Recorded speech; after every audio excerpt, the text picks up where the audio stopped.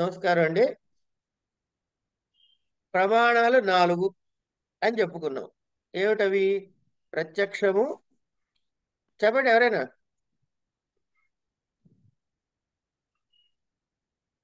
ప్రత్యక్షము, అనుమానము, ఉపమాన, ఆప్తవచనం, శాబ్ద. ఇవి శబ్ద ప్రమాణము, శాబ్దము, అనుమితి. అది జ్ఞానం, ప్రమా జ్ఞానము. ఇవి గుర్తుపెట్టుకోండి. శబ్ద ప్రత్యక్ష ప్రమాణం. ప్రమాణము, ప్రత్యక్ష జ్ఞానము. అనుమాన ప్రమాణము, అనుమితి జ్ఞానము. శబ్ద ప్రమాణము, శాబ్ద జ్ఞానము. ఉపమాన ప్రమాణము, ఉపమితి జ్ఞానము. అని జ్ఞానము పేర్లు ఇవి, వాటి పేర్లు అవి. ఓకే. ఈ 4ట్లో మొట్టమొదటిది ప్రత్యక్షం. ప్రత్యక్షం అంటే ఏమిటి అంటే మనకి ఇంద్రియములతో, జ్ఞానేంద్రియములతో, అంటే కన్ను ఒకటే కాదు, అన్ని ఇంద్రియాలు వస్తాయి కనుక ఈ ఇంద్రియములతో కలిసి ఏదైతే ప్రమాకరణం అంటే ప్రమాజ్ఞానాన్ని కలగజేస్తుందో అది ప్రత్యక్షం అనే ప్రమాణం. అంటే ఏమవుతుంది ఇక్కడ? ఈ ప్రత్యక్ష ప్రమాణంలో ఏంటి అంటే మనకి ఇంద్రియార్థ సన్నికర్ష. ఇంద్రియార్థ సన్నికర్ష అంటే ఇప్పుడు మీరు చేతిలో పుస్తకం పట్టుకున్నారు. పుస్తకం ఉన్నది అని మీకు ఎట్లా తెలుస్తుంది అంటే కన్ను పుస్తకాన్ని చూసింది కాబట్టి. కన్ను పుస్తకాన్ని చూసింది కాబట్టి. నన్ను ఎవరో పిలిచారు ఎలా తెలిసింది? ఆ శబ్దం నా చెవికి తెలిసింది కాబట్టి. మంచి వాసన వస్తుంది వంటిట్లోంచి ఎలా తెలిసింది? ముక్కుకి తెలిసింది కాబట్టి. ఏదో ఒంటి మీద దోమలు పడుతున్నాయి ఎట తెలిసింది? చర్మానికి తెలిసింది కాబట్టి. ఇట్లా ప్రతిదానికి ఈ ఇంద్రియాల జ్ఞానేంద్రియముల ద్వారా మనకి తెలుస్తుంది. ఈ జ్ఞానేంద్రియం ఏం చేస్తోంది? దేన్ని తెలుసుకోవాలో దానితో ఒక లింక్ ఏర్పడుతోంది. అంటే కన్ను చూస్తోంది అని అనుకుంటే, కన్నుతో తీసుకుంటే కన్నుకి పుస్తకానికి మధ్య లింక్ ఏర్పడితేనే కదా కన్ను పుస్తకం చూసినట్టు. కనుక దీన్ని ఇంద్రియ వృద్ధము అంటే ఏదైతే ఆబ్జెక్ట్ ఉందో ఆ ఆబ్జెక్ట్ దానికి సన్నికర్ష, సంబంధము, కలవటము. అంటే ప్రత్యక్ష జ్ఞానం ఎలా కలుగుతాయి అంటే ఇంద్రియములు ఆ ఆ పదార్థాలతో సంబంధము కలిగితే కలుగుతుంది. నెంబర్ 1. తర్వాత అవ్యపదేశత్వము అంటాడు. అంటే అవ్యపదేశత్వము అంటే ఏంటి అంటే ప్రత్యక్ష జ్ఞానం కలిగేటప్పుడు ఫలానా అని చెప్పలేవు, తర్వాత చెప్పగలుగుతాం. పుస్తకానికి కాంటాక్ట్ అయ్యే వరకు మనం అదేంటో చెప్పలేము, కాంటాక్ట్ అయిన తర్వాత అది పుస్తకం చెప్పగలుగుతాం. అట్లాగే అట్లాగే అవ్యభిచరిత్వం అన్నాడు. ఇప్పుడు మనము నీళ్లు చూస్తే నీళ్లు అంటాం, కానీ ఇసుకలో ఎండబడి ఇట్లా మెరుస్తూ ఉందనుకోండి, అది నీళ్లలాగా అనిపించింది అనుకోండి. ఆ నీళ్లలాగా అనిపించింది దేంతో చూశారు? కన్నుతోటే చూశారు, ఇసుకనే చూశారు, నీళ్లలాగా అనిపించింది. కానీ అది అసలైన నీళ్ళ అంటే కాదు. అలా కాకపోతే ఇంద్రియార్థ సన్నికర్ష ఉన్నప్పటికీ కూడా అది భ్రమ అంటే నిజమైన జ్ఞానము కాదు. నిజమైన జ్ఞానము కాని దాన్ని ప్రత్యక్ష ప్రమాణము ద్వారా ప్రమితి జ్ఞానము అనడానికి లేదు, ప్రమాజ్ఞానం కలిగిద్దని చెప్పడానికి లేదు. తర్వాత వ్యవసాయకత్వం. వ్యవసాయకత్వము అంటే సంశయము, తర్కము మొదలైనవి లేకుండా నిశ్చయంగా నిశ్చయంగా ఏదైతే జ్ఞానం కలుగుతుందో అది మాత్రమే ప్రత్యక్షము. ఈ నిశ్చయత్వాన్ని ఏదైతే మనకి ఇండికేట్ చేస్తుందో దాని పేరే వ్యవసాయము అని మనకి శాస్త్రంలో చెబుతారు. ఏమిటి ఇక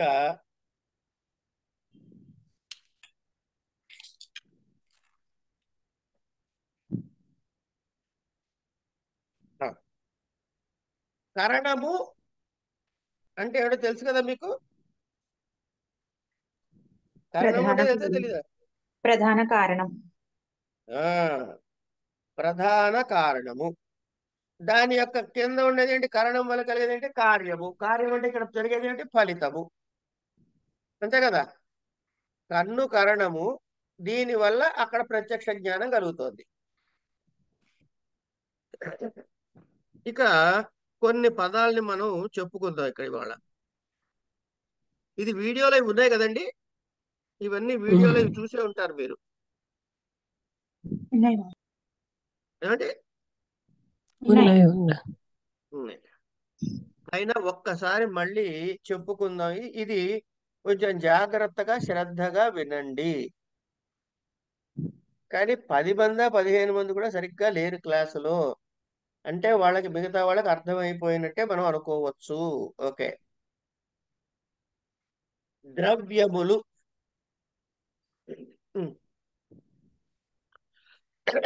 ద్రవ్యములు అంటే ఇవి ఏమిటి? మనకి పదార్థాలు ఎన్ని చెప్పారండి ఈ తర్క భాష ప్రారంభంలో?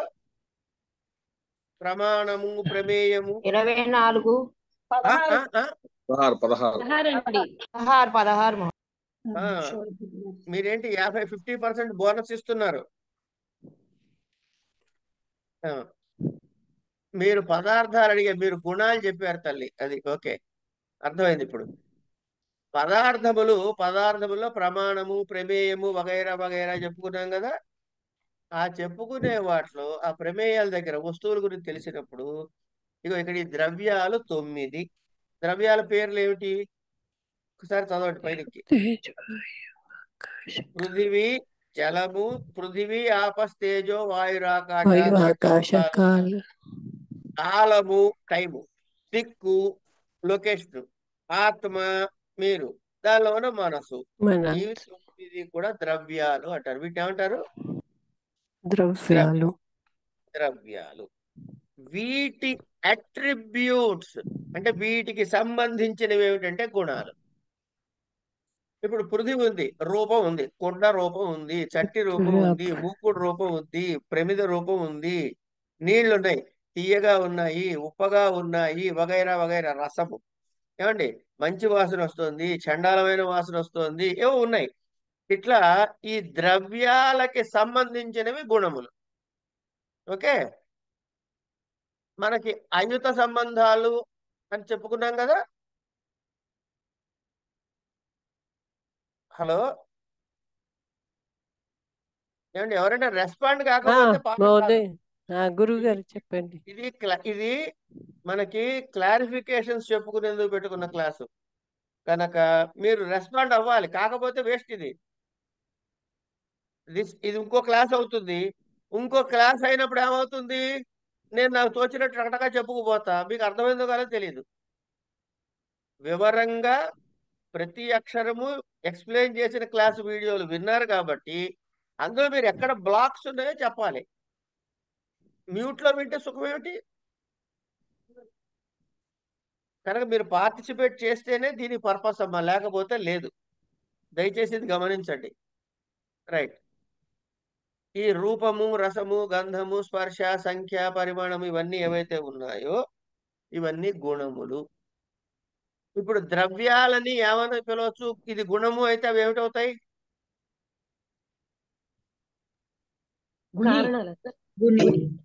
గుణి. ఎవరన్నారు గుణి అని? రైట్. గుణి. గుణ సంబంధము. రైట్. కనుక ఇవి గుణాలు. ఈ గుణాల తర్వాత ఇప్పుడు ఈ వీటికి లింకులు ఉంటాయి కదా. సన్నికర్ష అంటే అర్థం ఏంటండి? సంబంధము. సన్నికర్ష అంటే సంబంధము. ద్రవ్యానికి గుణమునకు అంటే పైన 9టికి కింద గుణాలకి ఉండే సంబంధాన్ని సమవాయ సంబంధము అంటారు. ఏమంటారు? సంబంధాలు రెండు సంబంధములు రెండే. ఒకటి సమవాయ సంబంధము, 2 సంయోగ సంబంధము. ఓకే. ఇప్పుడు ఇంద్రియమునకు అంటే జ్ఞానేంద్రియమునకు వస్తువునకి కలిగే సంబంధాన్ని ఏమిటంటారంటే సంయోగ సంయోగ సంయోగ సంబంధము. ఓకే. ఇంద్రియము అంటే ఏంటండి? కన్ను, ముక్కు, కన్ను చెవు ముక్కు వగైరా చెవి ఇట్లాంటివన్నీ ఏమిటి విషయము. ఇవి ఒకదానికొకటి లింక్ లేవు, అంటే దానికి దీనికి సంబంధం లేదు. 2 డిఫరెంట్ థింగ్స్. దీనికి ఉండేదాన్ని సంయోగము అంటారు. ఓకేనా? సరే సరే రైట్. ఇంద్రియము అంటే చెవు ఉందనుకోండి, శబ్దము తెలుస్తుంది దానికి. కన్ను ఉందనుకోండి, దానికి ఒక వెలుగు ఉంటుంది. కన్ను అంటే రూపం వెలుగుతో చూస్తారు మీరు. ఇట్లా తర్వాత అంటే సంబంధాలు ఎన్ని రకాలు? 2. ఒకటి సంయోగ సంబంధము, 2 సమవాయ సంబంధము. సమవాయ సంబంధం. ఈ సమవాయ సంబంధానికే మరొక పేరు ఏమంటారంటే, సంయోగ సంబంధానికి మరొక పేరు ఏమంటారంటే సంయుక్తము అంటారు. అంటే కలిసి ఉన్న. సమవాయ సంబంధానికి ఇంకొక పేరు ఏంటంటే సమవేత అంటారు. సో సంబంధములు ఏమిటి అంటే ఏమిటి? సమవాయ సంబంధము అనొచ్చు, లేకపోతే ఏమంటారు? సమవేత సంబంధం. సంయోగం సంబంధం అయితే సంయుక్త అంటారు. రైట్. ఇప్పుడు ఇది గమనించండి. ఒక ద్రవ్యము గురువు ఒక గారు, ఈ ద్రవ్యం ద్రవ్యాలు గుణాలు ఇవి బుక్ లో ఎక్కడ ఇచ్చారండి? మన టెక్స్ట్ బుక్ లో? టెక్స్ట్ బుక్ లో ఎక్కడ కనిపించలేదండి. సార్ దగ్గరే మన వీడియోస్ లోనే చూసాం. ఓకే. మీకు ఎందుకు లేవు? ఉంటాయి, కానీ అది అలా మీరు పట్టుకోవటం మీ వల్ల కాలేదు.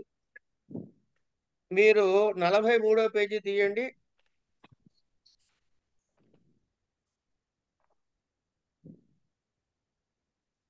తీసారా? గురుగారు ఇప్పుడు సమవేత అంటే అది ఒక ద్రవ్యం అనుకోవాలా? ద్రవ్యమా? కనెక్షన్ పేరు ద్రవ్యం కాదు. ఆ సరే గురుగారు. కనెక్షన్ ఎట్లా లింక్. సరే గురుగారు. 43 పేజీ తీసామండి. 43వ పేజీ తీయండి. తీసానండి. ఆఖరి వాక్యం ఆఖరి టెక్స్ట్ చదవండి. కంటితో ఘటమనే జ్ఞానం కలిగినప్పుడు కన్ను ఇంద్రియము పైది మూలం మూలం. యదా చక్షుషా ఘట విషయం జ్ఞానం జన్యతే తదా చక్షురింద్రియం ఘటః అర్థః అనయోః సన్నికర్షః సంయోగ ఏవ అయుత సిద్ధ అభావాత్ ఏవం మనస సంయోగం ఇచ్చాడా లేదా అక్కడ?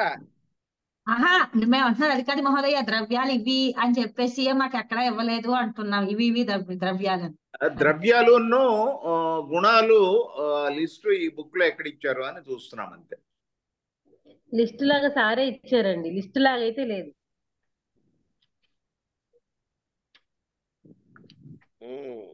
ఇవ్వలేదంటారా? అయితే లిస్ట్ లాగా మీరు చూపించిన ఫార్మాట్ లో లేదు సార్. అది ఫార్మాటే కాదండి, ఈ కంటెంట్స్ నాకు కనపడలేదండి అక్కడ. మరి ద్రవ్యాలు 25వ పేజీ.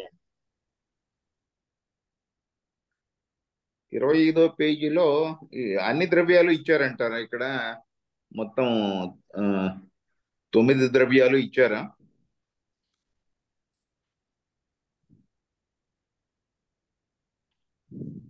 దాని లక్షణం అదే చెప్పారండి, అంతే అక్కడ నాకు తెలుసు. 3-4 ద్రవ్యాలు కనపడట్టు గుర్తు ఒక చోట, కానీ అన్ని కనపడలే నాకు. అట్లాగే గుణాలు కూడా అన్ని ఒక చోట కనపడలే ఇక్కడ.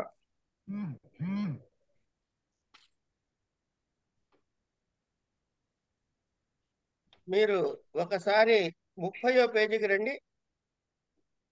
ఓకే.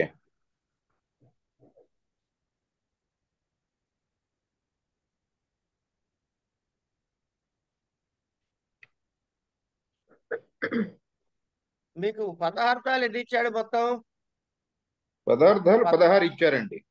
ఆగండి, ఏమిటవి? ప్రమాణము, ప్రమేయము, ప్రమాణము, ప్రమేయము, సంశయము, ప్రయోజనము, దృష్టాంతము, సిద్ధాంతము, అవయవము, తర్కము, నిర్ణయము, వాదము, జల్పము, వితండము, హేత్వాభాసము, చలము, జాతి, నిగ్రహ స్థానము. ఇందులో ప్రమాణములు చదువుకుంటున్నాం. అవునండి. ప్రమాణాలు దేని గురించి ఉంటాయి? ప్రమేయాల గురించి ఉంటాయి. ఆ ప్రమేయాల పేర్లు సప్త పదార్థాలు అన్నాడు ఎవరు? తర్క సంగ్రహంలో. అవునండి. ప్రమాణములు ప్రమేయములు ఎన్ని వస్తాయి? 7 పదార్థాలు అన్నాడు. 7 పదార్థాల పేరేమిటి అంటే 30 ద్రవ్య పేజీ గుణ తీయండి. 30 పేజీ తీయండి. ద్రవ్య గుణ కర్మ 30 పేజీ తీసారా? తీసామండి. ఆ ద్రవ్య గుణ తాత్పర్యము కర్మ సామాన్య విశేష సమవాయ అనే 6 ఆరు. భావ పదార్థాలు. ఆగండి. దాని తర్వాత రెండో దాని అందులో భావ పదార్థాల్లో చివరిలో ఉన్నది ఇవి కాక వేరొక పదార్థంగా అభావాన్ని అంగీకరిస్తారు. ఓకే. మొత్తం నేనే 7 పదార్థాలు అయినాయి. ఏడయ్య. కనుక గౌతముడి న్యాయ సూత్రాల ప్రకారం 16 పదార్థాలు చెప్పిన ప్రమేయములో కలిపేసి వైశేషిక న్యాయ సిద్ధాంతాల్ని కలిపేసి ద్రవ్య న్యాయంలో చెప్పే 7 పదార్థాలు ఇవి. ఇందులో ఉన్నటువంటి ఈ ద్రవ్యాలు ఏమిటి అనేది ఈ వివరాలు మనకి ఇక్కడ కింద ఇవ్వలేదు.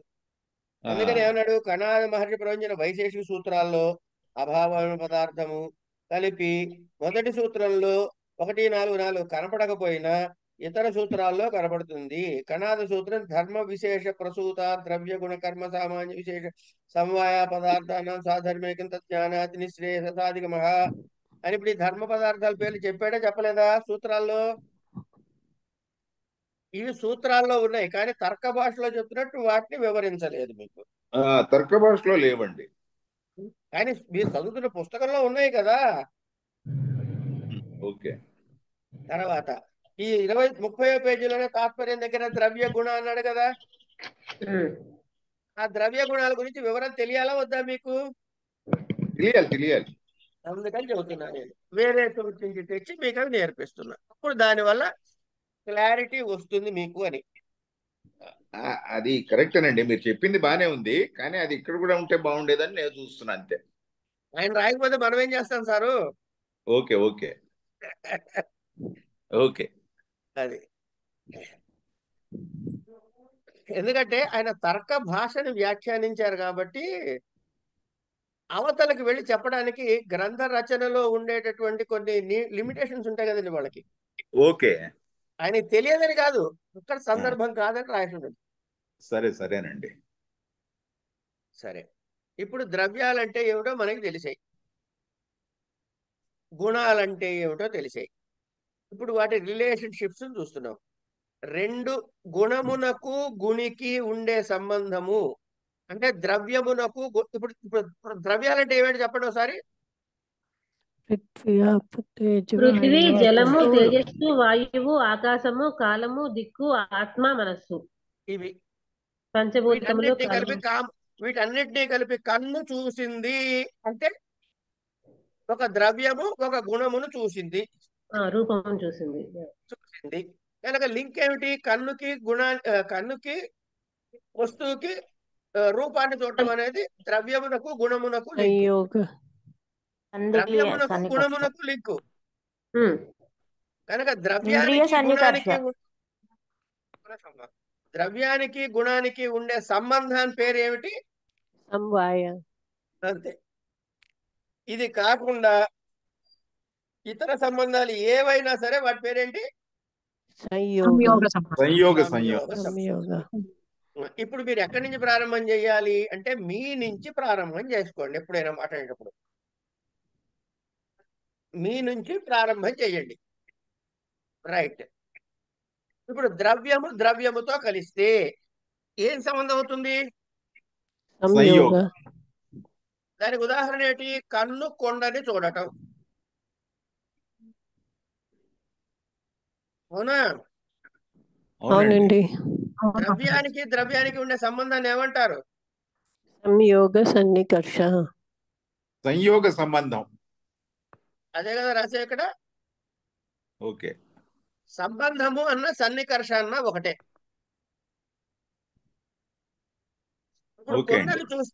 కుండని చూస్తే కుండతో పాటు కుండ ఎర్రగా ఉందా నల్లగా ఉందా తెలుస్తుందా తెలియట్లేదా? తెలుస్తోంది. ముందేం చూస్తారు మీరు? కుండను చూస్తాం, తర్వాత దాని రంగును చూస్తాం. అంటే ఫస్ట్ ఏది స్టార్టింగ్? కన్ను. కన్నుకి కుండకి ఉన్న సంబంధం ఏమిటి? సంయోగ సన్నికర్ష. సంయోగము అంతే, ఆపేయండి అక్కడ. కన్నుకి కుండకి ఉన్న సంబంధం ఏంటి? సంయోగ. సంయోగ. కన్నుకి కుండకి సంయోగ సంబంధం ఉంటే కుండకి రంగుకి ఏ సంబంధం ఉంది? సమవాయం. సమవాయు. సమవాయ సమవాయ సంబంధం సమవాయ అండి. సంబంధం ఉంది. సో ఇప్పుడు కన్ను నుంచి రంగు తెలుసుకున్నారంటే రూట్ మ్యాప్ ఎట్లా అనమాట? వయా కుండే కదా. అంచేత అవునండి. కన్నుకి కుండకి ఉన్న సంబంధాన్ని ఏమన్నారు? సంయోగ సంయోగ. సన్నికర్ష. ఇప్పుడు ఇక్కడ ఉన్న కాంబినేషన్ సంయోగ ప్లస్ సమవాయం. సమవాయ. సంయోగ ప్లస్ సమవాయం. సమవాయ. ఇక్కడ ఒక బ్రేక్ వేయండి. సంయోగ సమవాయ ఒక్క నిమిషం వినండి, నేను చెప్తా. వినండి వినండి వినండి వినండి. ఇప్పుడు కన్ను అంటే గుణమునగుతూ దీనికి ఉన్నది దాని పేరు సమవాయ సంబంధం అన్నారు. ఇంకో దానికి ఏమన్నారు? సంయోగము అన్నారు. ఈ సంయోగమునకు వేరే పేరేమిటి? సంయుక్త. సంయుక్తం సంయుక్త సంబంధం. సంయుక్త. సంయుక్త. సమవాయానికి వేరే పేరేమిటి? సమవేత. సమవేత. ఆపండి. ఇప్పుడు కన్ను దగ్గర కదా మనం ప్రారంభం చేస్తున్నాం. పైన ఏమన్నా ఒక్క సంయోగం ఒక్కటే ఉంది అంటే చివరికి ఉన్నది ఏమిటి? సంయోగం అని అనేసారు. ఇక్కడ రెండు ఉన్నాయి. ఏమిటి ఉన్నాయి? ఒక సంయోగ సమవాయు. సంయోగ సమవాయ. సంయోగ సమవాయ ఉంది కదా. అదేనా ఉంది? అవునండి. ఉంటే దీన్ని ఏమన్నాడు? ఇది అంటే చివరిది ఏమిటి? ఈ రెండు చివరిది ఏమిటి? సమవాయ. సమవాయ అండి. ఆ చివరి సమవాయం అయితే సమవాయము, సంయోగం అయితే సంయోగము అలాగే ఉంచేయండి. దాని ముందు ఎన్నొచ్చినా సంయోగం అయితే రీప్లేస్ ఇట్ విత్ సంయుక్త. సమవాయ అయితే రీప్లేస్ ఇట్ విత్ సమవేత. సమవేత. అంతే. చివరిది మాత్రమే సంయోగము గాని సమవేతం అని గాని అనండి. ముందు వచ్చేవన్నీ కూడా రీప్లేస్ చేసేయండి. ఓకేనా? రైట్. ఇప్పుడు ద్రవ్యము గుణము అంటే కన్ను కుండను చూడటము. ద్రవ్యమునికి ద్రవ్యము లింకు, కుండలో ఉన్న రంగు ద్రవ్యమునకు గుణమునకు కనుక సంయుక్త సమవాయ అయిపోయింది. ఇప్పుడు ఏంటవుతోంది? కన్ను దేన్ని చూస్తుంది? ముందర కొండ ఘట్. కుండలో ఏం చూసిన తర్వాత రంగు. రంగు చూసింది. వరుసగా ఉన్న 10 కుండల్లో ఉంటే రంగులు చూసించలేదు ఒకే రంగుని. అంటే గుణములో ఉండేదానికి గుణత్వము అని కూడా ఉంటుంది కదా. ఉంటుంది. ద్రవ్యమునకు ద్రవ్యత్వము, మనుషులకు మనుష్యత్వము అని జాతి అన్నమాట ఉంటుంది. అలాగే ఇప్పుడు ఇక్కడ చూడబోతున్న లింక్ ఏమిటి అంటే అన్ని ఏమేమి చూసింది? ముందు ద్రవ్యత్వం. సంయోగ. చూసింది. ద్రవ్యం కూడా చూసి. కన్ను ఏం చూసింది? కుండను చూసి. కుండను చూసింది. కుండను చూసిన తర్వాత ఏం చేసింది? రంగును చూసింది. రంగును చూసింది. రంగును చూసిన తర్వాత ఏం చేసి రంగు యొక్క జాతిని కూడా గమనించింది. ఇవన్నీ ఎర్రగానే ఉన్నాయి అని. ఇప్పుడు ఎన్ని లింకులు వచ్చాయి ఇక్కడ? 3 అండి. ఏమేమిటది? ఎక్కడ వరుసగా చెప్పండి. కన్నుకి కుండకి ఏమిటి లింకు? కన్నుకి కొండకి సంయుక్త. కొండకి రంగుకి సమవాయం. రంగులకి కూడా సమవాయం. అంటే ఏం 3 పేర్లు చెప్పండి. సంయోగము, సంయోగ సమవాయ సమవాయ. చివరి అట్టి పెట్టుకోవాలి. సంయుక్తం వాటికి మార్చుకోవాలి. మార్చండి. సమవేత. సంయుక్త సమవేత సమవాయం. సమవాయ సన్నికర్ష. అంతేనా? మరొక్కసారి ఎవరో ఒక్కరు చెప్పండి అమ్మా. లలిత గారు మీరు అనండి. సంయుక్త సమవేత సమవాయ సంబంధం అయింది సార్. అదే రాశానా నేను? పర్లేదా? పనికొస్తానా? సరే. ఇప్పుడు చెవు శబ్దాన్ని వింటోంది. చెవు అంటే ఈ ముక్క వింటోందా? ఇది వింటోందా? ఈ లోపల ఉండేది ఇయర్ డ్రమ్ వింటోందంటే కాదు. లోపల ఉండే ఆకాశం వింటోంది. ఏం వింటోంది? ఆకాశం. ఆకాశమునకు గుణము ఏమిటి అంటే శబ్దము. కనుక ఇక్కడ ద్రవ్యం ఏమిటి? చెవులో ఉండే ద్రవ్యం ఏమిటి? ఆకాశ ఆకాశం ఆ, అండి. దాని యొక్క గుణం ఏమిటి? శబ్దం శబ్ద ఇప్పుడు ఏ కాంబినేషన్ ఉంది ఇక్కడ? సమవాయ గుణగుణి సమవాయం. గుణగుణి గుణ సమవాయ గుణగుణి సంబంధం, సమవాయ సంబంధం ఉంది. సమవాయం ఒకటే ఉందా, ఇంకేమన్నా ఉన్నాయా? ఇంకేమీ లేవు. కనుక దీన్ని ఏమనాలి? ఏం సన్నికర్ష అనాలి? సమవాయ సమవాయ సన్నికర్ష దీన్ని ఏమనాలి? సమవాయ సమవాయ సన్నికర్ష సమవాయ సన్నికర్ష అనాలి. మొదటిది ఏమైంది? కన్ను దేని చూసింది? కుండను చూసింది. తర్వాత ఏం చేసింది? కన్ను కుండని చూసింది, రంగుని కూడా చూసింది. రెండోది అంటే ఏంటి? వరుస ఏమిటి? ఎక్కడి నుంచి ప్రారంభించారు? సంయోగ సంయోగ సమవాయ ఆ సంయుక్త సంయోగం సమవాయ సమవాయ చివరిలో సమవాయం ఉంచుకుని ముందుని మార్చుకోమనుకున్నాం కదా. సంయుక్త సమవాయ అంతే. మూడోది సంయుక్త ఏమైంది? సమవేత కన్ను రంగును సమవాయ కుండని చూసింది. చెప్పండి మీరే. సంయుక్త సమవేత సమవాయ కన్ను సంయుక్త కుండను అనొద్దు. చూసింది, ఆ, కుండలో రంగును చూసింది, తర్వాత ఆ, తర్వాత సంఖ్యను చూసింది, నెంబర్ ఆఫ్ కుండల్ని. అలా కాదు, గుణత్వము అనే గుణత్వం. జాతిని చూసింది. గుణత్వం చూసి ఓ గుణత్వం, గుణత్వం చూసింది. మనకి ఏమేమి చూసింది? ద్రవ్యమును చూసింది. అనండి. ద్రవ్యాన్ని తర్వాత- చూసింది, తర్వాత ద్రవ్యము గుణమును చూసింది. ద్రవ్యము గుణమును చూసింది, గుణము ద్రవ్యము గుణత్వాన్ని గుణత్వాన్ని చూసింది. మనకి ద్రవ్యానికి మధ్య ఉండే సంబంధం ఏమనాలి? సంయోగ ఆ, సంయుక్త సమవాయ ద్రవ్యానికి గుణానికి ఉండే సంబంధం ఏమిటి? సమవాయ సమవాయ. Very good. గుణానికి గుణత్వానికి ఉండే సంబంధం ఏమిటి? సమవాయ సమవాయ. ఇప్పుడు వరుసగా 3 సంబంధాలు చెప్పండి. సంయోగ సమవాయ సమవాయ సమవాయ. సమవాయ చివరిది మాత్రం అలా ఉంచుకుంటాం. ముందు మార్చాలి కదా, మార్చేయండి. సంయుక్త సమవేత సమవాయ. అంతే. ఇప్పుడు ఇందులో కన్ఫ్యూజన్ ఉందా? లేదండి. లేదు. తర్వాత ఏమిటి? చెవు శబ్దం వింటోంది. చెవు శబ్దాన్ని వినటము అనగా ఏంటి? చెవులో ఉండే ఆకాశము శబ్దం వింటోంది. వీటి రెండింటి సంబంధం ఏమిటి? గుణగుణి గుణగుణి. సంబంధం, అంటే ఏం సంబంధము? సమవాయ సంబంధం. సమవాయ సంబంధం. అదే రాశాం అక్కడ. ఇప్పుడు ఇక కుండలో రంగు, ఇది రంగుత్వము అన్నాం, గుణత్వము అన్నాం. ఇట్లా శబ్దానికి ఏముండొచ్చు? దాని యొక్క జాతి శబ్దత్వం అంటే శబ్ద అంటే పైకి కుండలో శబ్దత్వం రంగు రంగుత్వం, గుణము గుణత్వం. ఇక్కడ కూడా ఈ శబ్దం అనేది గుణమే కదమ్మా. మరి ఇక్కడ గుణమే. గుణత్వం ఉండొచ్చా ఉండకూడదా? గుణ ఉండొచ్చు. అంటే ఏమైందనమాట? అంటే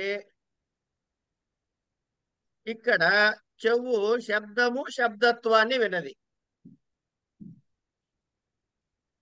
చెవుకి దీనికి ఉన్నది ఏం సంబంధము? సమవాయ సంబంధం. గుణమునకు గుణత్వానికి ఉన్న సంబంధం కూడా సమవాయ సంబంధమే. సమవాయ సో సమవాయ అన్నప్పుడు ఏం మార్చుకోవాలి? సమవేత సమవాయ. సమవేత సమవాయ అదే రాసుకున్నాం కదా. అదే రాసుకున్నావా లేదా? రాసుకున్నాం. అవునండి. రైట్. ఇప్పుడు కన్ను ఏం చూస్తోంది? చివరి చూడండి,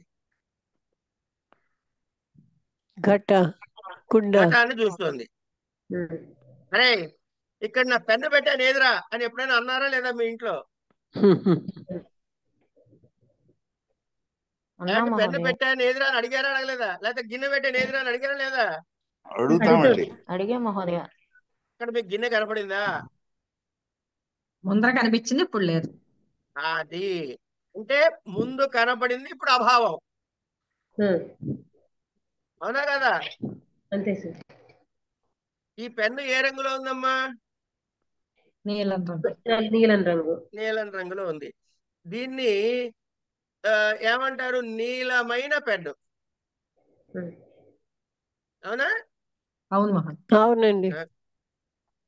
ఈ మూత ఏ రంగులో ఉంది? ఆకుపచ్చ ఆకుపచ్చ. మళ్ళీ చెప్పండి. నీలమైన మూత. ఉమ్. ఆకుపచ్చ సార్. నీలమైన మూత, ఆకుపచ్చ మూత. ఇదే రంగులో ఉంది. ఎర్ర రంగులో తెలుపు రంగు. చెప్పండి. ఎర్రనైన ఎర్రనైన ఎర్రనైన స్టాప్లర్. స్టాప్. ఎర్రనైన స్టాప్. ఇప్పుడు ఈ ఎరుపు, పసుపు, నీలం, గ్రీను ఇవన్నీ వాటి వాటి సంబంధానికి ఏం సంబంధంతో ఉన్నాయి? విశేషణ, విశేష విశేష. విశేష. ఇప్పుడు ఇందులో ఏది విశేషణము, ఏది విశేష్యము? ఎర్ర విశేషణ ఇది విశేషణము. రంగు విశేషణం అవుతుందండి. స్టాప్లర్ విశేషం. అంతే. దీనిలో విశేషం ఏంటి, విశేషం ఏంటి? నీలం అనేది అన్నీ విశేషణం. పెన్ అనేది విశేషం. ఇప్పుడు అక్కడ చూస్తున్న దానిలో కుండ విశేషణము, కుండ లేకపోవడం అనేది ఏమిటవుతుంది? విశేషణ విశేష్యము. విశేష అభావ. అంటే ఇప్పుడు కుండ లేదు. ఇక్కడ పెన్ ఎదురా అంటే మీ కంటికి అక్కడ ఒక కుండ ఉన్నదని, అది ఇప్పుడు లేదని తెలిసింది కదా. అంటే అక్కడ కొండ ఉంటే యారా ఇక్కడ ఉన్నటువంటి డబ్బా ఎవరు తీశారని అనంగా మనం. కనుక ఉండుటకు, ఉన్నది లేకపోవుటకు ఉన్న సంబంధం విశేషణ, విశేష సంబంధమేనా? ఉమ్.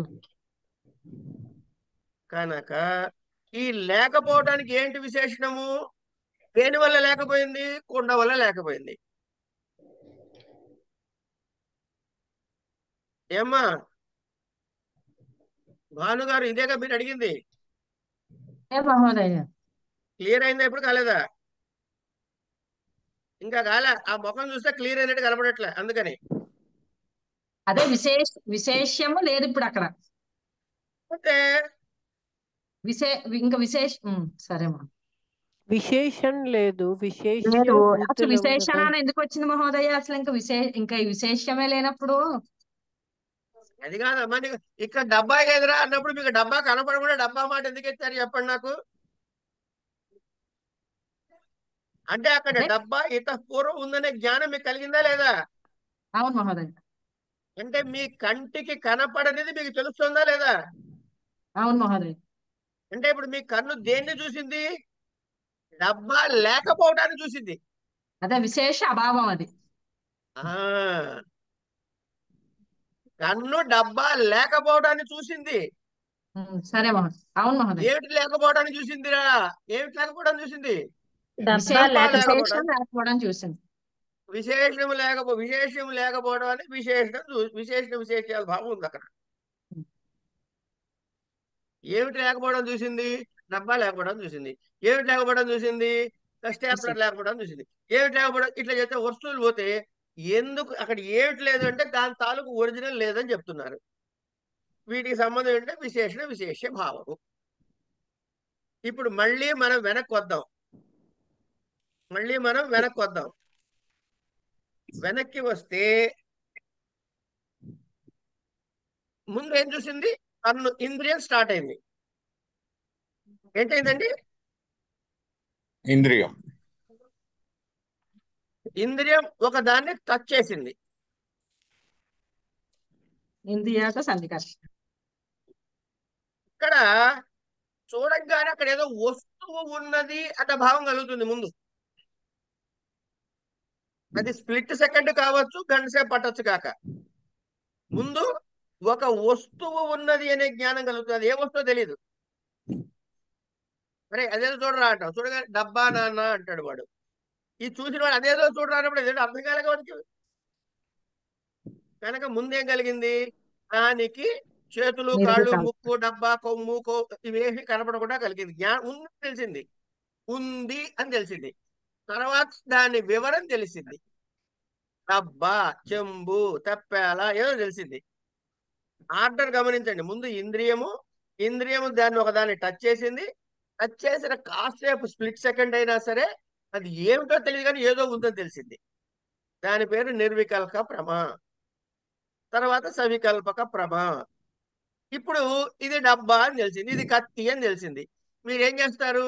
ఈ కత్తితో కోసుకోవాలా, కోయొద్దా అనే ఒక నిర్ణయం తీసుకుంటారు. అంటే to use it or not to use it అనే డెసిషన్ తీసుకుంటారు. ఓను ఈ డెసిషన్ తీసుకునేది ఏమిటి? పాదాది ఈ డెసిషన్ ఏం తీసుకుంటుంది? బుద్ధి ఓను బుద్ధి మహోదయ పాదాది బుద్ధి ఏ బుద్ధి డెసిషన్ తీసుకుంటుంది? హానము గాని ఉపాదానాది డెసిషన్ ఉపాదానం. తీసుకుంటుంది. To use or not to use అనే డెసిషన్ తీసుకుంటుంది కదా. ఇదే కదా వరుస. ఓను ఇప్పుడు పాదాది హానోపాదాన బుద్ధి తీసుకోవాలనే దానికి కారణం ఏమిటి? నిర్వికల్పక ప్రమ ప్రమా కారణం కారణం ఓను సవికల్పక నిర్వికల్పక ప్రమ. సవికల్ప జ్ఞానం. సవికల్పకానికి ముందుది నిర్వికల్పక ప్రమ. జ్ఞానం. దానికి ఓను కారణం పాదాది ఇంద్రియార్థ ఇంద్రియార్థ దానికి సంకర్ష. కారణం ఇంద్రియం ఇంద్రియ. కనుక ఇంద్రియమునకు నిర్వికల్పక జ్ఞానం కలగాలంటే రూట్ అవును, ఎక్కడి నుంచి అవును. వెళ్ళాలి? ఈ ఇంద్రియార్థ ఇంద్రియార్థ సన్నికర్ష సన్నికర్ష. నుంచి నిర్వికల్ప ప్రమాజ్ఞానం వచ్చిన తర్వాత అది వెళ్తుంది. అవుతుంది. అలాగే సవికల్పకం కావాలి అనే జ్ఞానం కలగాలంటే, ఫలంతం రావాలంటే కారణం ఏమిటి? వ్యాపారం ఏమిటి? ఇంద్రియార్థ సన్నికర్ష కరణం నిర్వికల్పక ప్రమ అవాంతర వ్యాపారం. వ్యాపారం అలా అర్థమైపోయిందిగా మీకు? ఇది అర్థమైంది మహోదయ్. పోన్లేండి, నేను అర్థమయ్యేలా చెప్పగలిగే అయితే సరే. ఇది అయిపోయింది కాబట్టి ఇక ఈ స్లైడ్స్ తీసేద్దాం.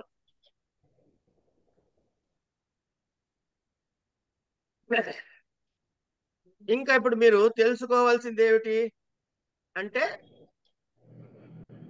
ఈ గుణములు బుద్ధులు ఇవన్నీ అయిపోయినాయి. అనుమాన ప్రమాణానికి వెళ్ళిపోదాం అమ్మా.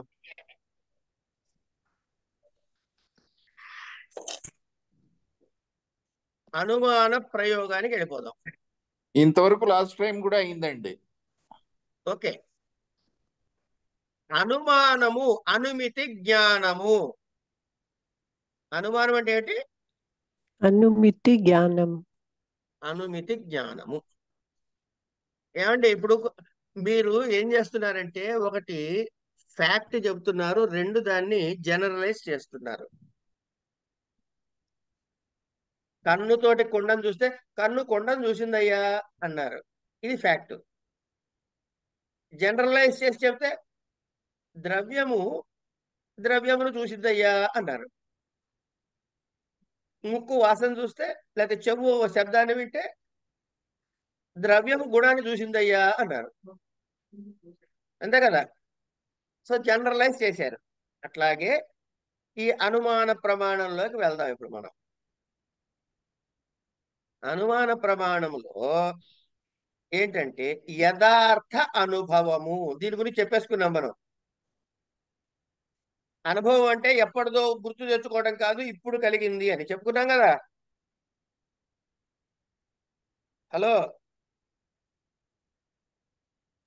అంటే ఏమండి? ప్రమ ఎవరు అంటే యథార్థ అనుభవం అని చెప్పుకున్నాం. అదేనా మహోదయ మీరు అనేది?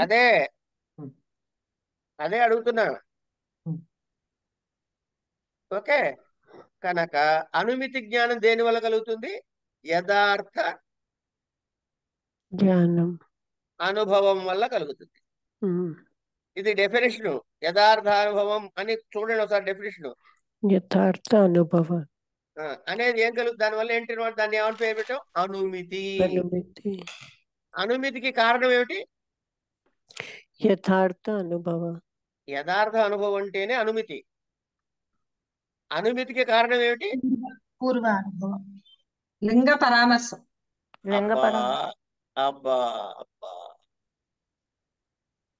ప్రత్యక్ష జ్ఞానానికి కారణం ఏమిటి? ఇంద్రియాలు. ఇంద్రియార్థ సన్నికర్ష. ఇంద్రియార్థ సన్నికర్ష. ప్రత్యక్షం. అనుమితి జ్ఞానానికి కారణం ఏమిటి అంటే అనుమాన ప్రమాణం. అనుమానమే. శాబ్ద జ్ఞానానికి కారణం ఏమిటి? శబ్ద ప్రమాణమే. ఉపమితి జ్ఞానానికి కారణం ఏమిటి? ఉపమానం. అది.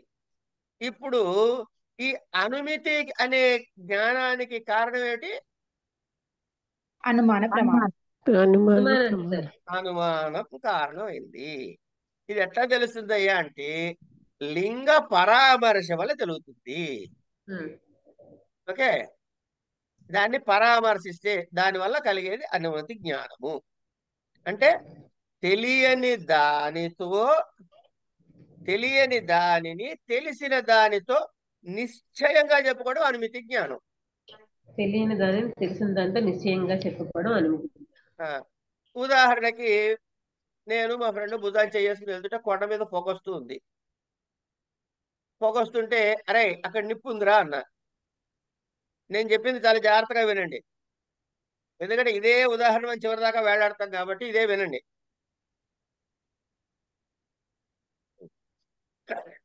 రే కొండ మీద నిప్పు ఉందిరా అన్న. నిప్పు కనపడిందా? ఏం కనపడింది? పొగ. పొగ మాత్రం పొగ కనపడింది. అదేంట్రా నిప్పు ఉందంటావేంటి అన్నాడు వాడు. అంటాడా అండ? అంటాడు. ముందు నేనేమన్నాను? పొగొస్తుంది నిప్పుందేమో అన్నాడు. అవన్నీ ఎందుకమ్మా, నేను ఏమన్నాను అంటే నిప్పు ఏమన్నానో ఉందన్నాడు. చెప్పాలి. నిప్పు ఉంది, ఆ? నిప్పు ఉన్నది. అరే అక్కడ నిప్పు ఉందిరా అన్నా.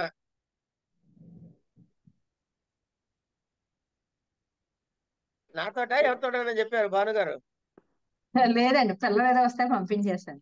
Right right right. అంటే మీరు మాట్లాడారు మ్యూట్ లో, నాకు అర్థం కాదు. నాతో ఏమన్నా చెప్పారేమో డౌట్ వచ్చి అడిగా. సరే, నేను ముందే ఏమన్నాను? నిప్పు ఉంది అన్నాడు కొండ మీద. అరే నిప్పు ఉందిరా అన్నా. వాడేమన్నాడు? నీకు ఎలా నిప్పు తెలిసింది అన్నాడు. ఏంటి కనిపించలేదు కదా అన్నారు. అన్నాడు. అంటే నేనేం చెప్పా? పొగొస్తుంది కదా అన్నారు. అంటాను. ఏమండి పొగొస్తాను అన్నాడు వాడు. అప్పుడు అంటాడంట. అంటారండి. అప్పుడు నేనేమన్నా? యథా మహానస్ ఉంటుంది. ఏమన్నా చెప్పండి, నోటితో చెప్పండి. నేను యథామహాన్ సంస్కృతం తెలుగులో మాట్లాడుతున్నా. వంటింట్లో చూశాను అన్నారు. వంటింట్లో ఉంది కదరా అన్న. ఇప్పుడు ఎవరెవరు మాట్లాడుకున్నావు? ఇద్దరు స్నేహితులు మాట్లాడుకున్నారు. ఇప్పుడు నా డైలాగులు ఒక్కటే పక్కకి తీసి చెప్పండి. స్వార్థం. అవన్నీ వద్దమ్మా, నిన్ను అవన్నీ అడగలేదు. నా డైలాగ్ ఇప్పుడు చెప్పుకున్నదల్లా నా డైలాగులు పక్కకి పెట్టి చెప్పండి అన్న. ఉంది ఒకటి, వంటింట్లో చూశాను పొగొస్తోంది. పొగ ఉంది కాబట్టి. పొగ ఉంది కాబట్టి వంటింట్లో చూశాను. 3 చెప్పా నేను వాడికి. అప్పుడు వాడికేం అర్థమైంది? నిప్పున్న చోట పొగ ఉన్న చోట నిప్పు ఉంటుంది, అది వంటింట్లో తను చూశారు అని అర్థమైంది. అందుకైతే పర్వతం మీద నిప్పు ఉందని కూడా అర్థమైంది. ఇంతకీ వాడు అప్పుడు అక్కడ కొండ మీద నిప్పు ఉన్నట్టు నమ్ముతారా నమ్మడా? నమ్ముతారు. అంటే కొండ మీద నిప్పు ఉంది అనే జ్ఞానం వాడికి కలిగిందా కలగలేదా? కలిగింది. ఇప్పుడు ఎవరైనా ఒక్కళ్ళు నా డైలాగులు వాడికి ఏం జ్ఞానం కలిగిందో చెప్పండి.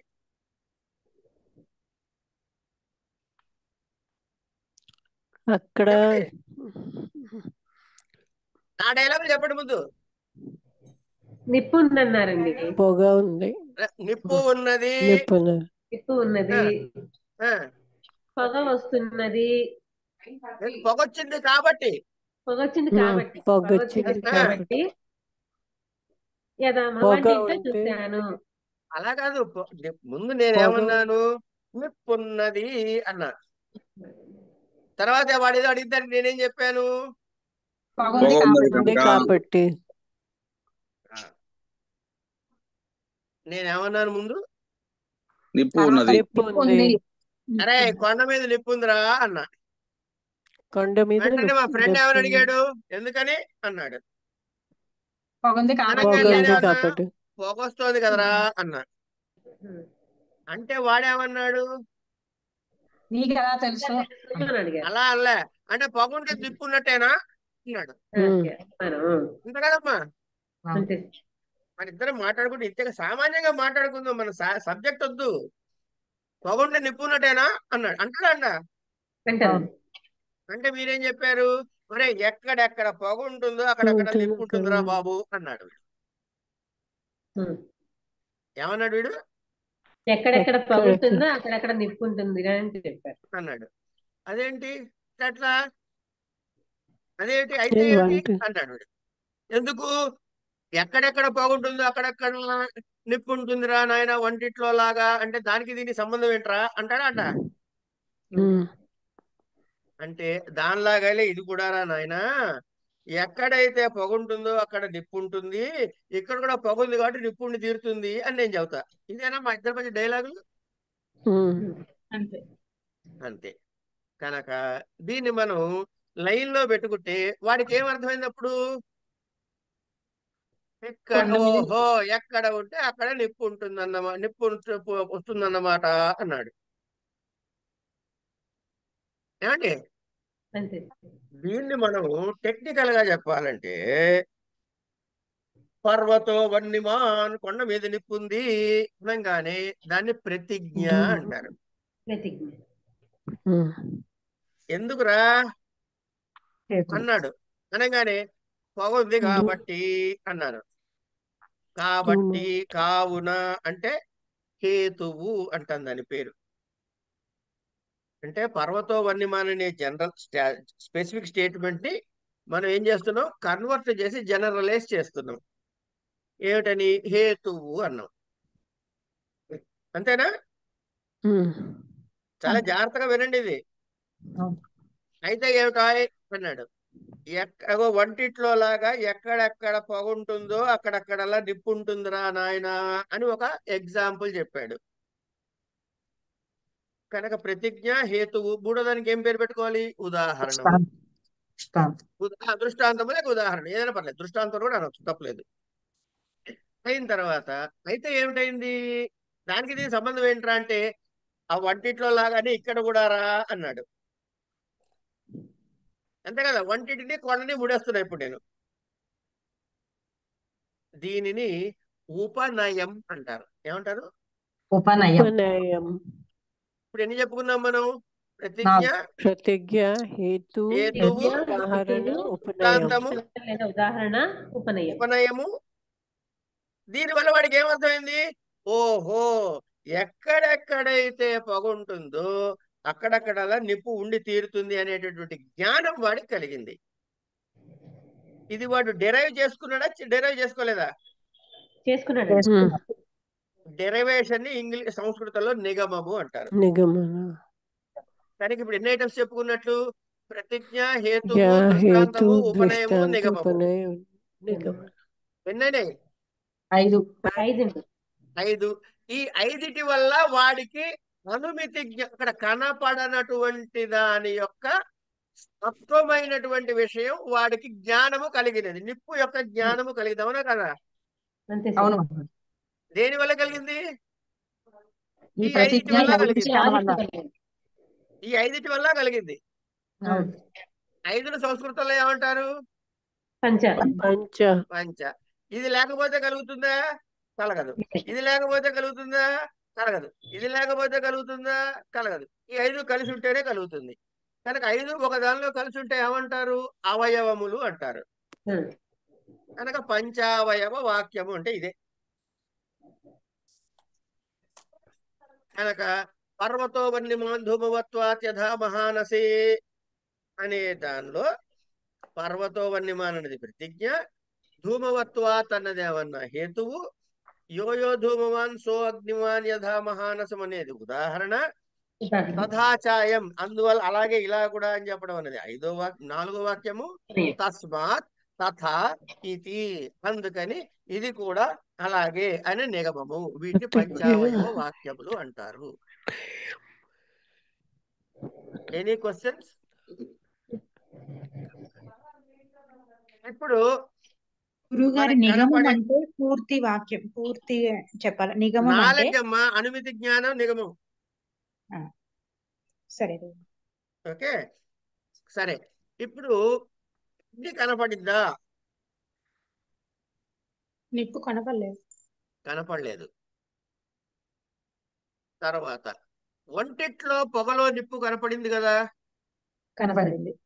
కనపడింది. అంటే ఇది సాధ్యమా లేకపోతే మనకు ఆల్రెడీ ఉన్నదా? సాధ్యం. సాధ్యం కాదు, అర్థం కాదు. ప్రత్యక్షం. మనకు ఆల్రెడీ చూసాం వంటింట్లో. అందుకని ప్రత్యక్షం. కొండ కనపడిందా? కనపడలేదా? కనపడింది. కనపడేది. ప్రత్యక్షమా ఊహించేదా? ప్రత్యక్షం. కొండ మీద పొగ కనపడిందా ప్రత్యక్షమా ఊహించడమా? అది ప్రత్యక్షం. ప్రత్యక్షం. ప్రత్యక్షం. కొండ మీద నిప్పు కనపడలేదా? కనపడలేదు. అంటే అది ఊహించామా ఊహించట్లేదా? అంటే ఇన్ని ప్రత్యక్షాల యొక్క కాంబినేషన్ తో అక్కడ ఊహించినది నిజము అని నమ్ముతున్నాం కనుక దీన్ని సాధించాల్సిందే కదా, సాధ్యము అనండి. సాధ్యము. అది ఎందుకు ఊహించగలుగుతున్నారు? దేంతో ఊహించగలుగుతున్నారు? పొగతో. పొగతో. కనుక పొగని ఏమందాము? పొగతో ఊహిస్తున్నారు. కారణము సంస్కృతం ఇంకో మాట ఏమిటి? హేతువు. ఎక్కడ ఊపిస్తున్నారు? పర్వతం. దాని పక్షము అనండి. దాని ఏమంటారు? పక్షము. ఇప్పుడు ఈ పొగకి అక్కడ ఉండే పొగ ఎక్కడుంది? ఎగ్జాంపుల్ లో ఉంది. కారణం చెప్తున్నారు పొగ అని. పొగ అని కారణం చెబుతున్నారు. కొండ మీద ఉన్న పొగని. హలో, కొండ మీద ఉన్న పొగని కారణం చెబుతున్నారు. అవును సార్. దాని నుంచి ఆ కొండ మీద ఉన్న నిప్పును సాధిస్తున్నారు. కనుక ఈ సాధ్యమునకు హేతువునకి అన్డివిజబుల్ రిలేషన్షిప్ ఉన్నట్టా లేదా? ఉంది సార్. కనుక ఈ కొండకేం పేరు పెట్టుకున్నామమ్మా? కొండకి పక్షం. నిప్పుకేం పేరు పెట్టుకున్నాం? నిప్పుకి హేతు. నిప్పుకి సాధ్యము సార్. నిగమనము. పొగకి హేతువు. అంటే పొగకి నిప్పుకి అన్డివైడెడ్ విడగొట్టలేనటువంటి సంబంధం ఉందా లేదా? ఇప్పుడు వీటిని జనరలైజ్ స్టేట్మెంట్ చెప్పాలంటే దేనికి సంబంధం ఉన్నట్లు? అన్డివైడెడ్ హేతువుకి సాధ్యానికి అవినాభావ సంబంధము. హేతువుకి అవన్నీ నువ్వు తర్వాత చెప్పదు, నేను చెబుతా. సారీ, హేతువుకి సాధ్యానికి అవినాభావ సంబంధం ఉందా లేదా? దీనికే వ్యాప్తి అని పేరు పెట్టండి. దీనికే వ్యాప్తి. హేతువుకి సాధ్యానికి ఉన్నటువంటి అవినాభావ సంబంధానికి వ్యాప్తి అన్నాం కదా. ఈ వ్యాప్తి దేనిలో ఉంటుంది అంటే హేతువులో ఉంటుంది, సాధ్యంలో కూడా ఉంటుంది. అవునా కదా? వ్యాప్తి ఇది హేతువు సాధ్యము. ఈ హేతువులోకి సాధ్యానికి ఉన్న రిలేషన్షిప్ ని వ్యాప్తి అంటే ఇదే రిలేటెడ్ వర్డ్ ఇక్కడ చెప్పదలుచుకుంటే హేతువుకి ఏమన్నా వ్యాప్యము అనండి. వ్యాప్యము. అప్పుడు నిప్పు ఏమవుతుంది? సాధ్యం ఏమవుతుంది? వ్యాపకము. వ్యాప్తి అంటే ఏంటంటే వ్యాపక వ్యాప్య సంబంధము, అంతేనా? వ్యాపక వ్యాప్య సంబంధం, అవినాభావ సంబంధము. వీటి వల్ల మీరు ఏం చేస్తున్నారు? ఇప్పుడు ఆలోచిస్తున్నారు. ఏమిటి ఆలోచిస్తున్నారు? అలాంటి హేతువులో పక్షమున ఉన్నది అనే జ్ఞానాన్ని డిసైడ్ చేయడానికి ప్రయత్నం చేస్తున్నారు. దీన్ని పరామర్శ అంటారు. అంటే హేతువు పక్షమున ఉన్నది అనే జ్ఞానం కోసం చేసే ఎక్సర్సైజ్ ఏదైతే ఉందో దాన్ని పరామర్శ అంటారు. అంతేగా చేస్తుంది మీరు. ఇప్పుడు దానివల్ల మీకు రూఢిగా తెలిసింది ఏమిటి?